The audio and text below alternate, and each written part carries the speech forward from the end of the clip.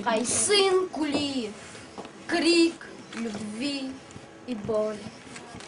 Даже из-под снежного обвала я бы попытался увидать синеву над каменной дорогой.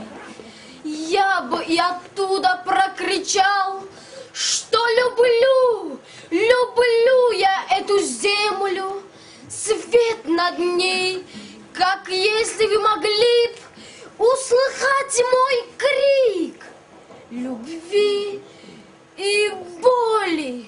Не могу представить одного, что навеки для меня исчезнут эти листья, звезды и цветы, эти горы, птицы и дорога, и улыбка малыша во сне, и лицо любимой, ее руки и глаза, вся красота земли.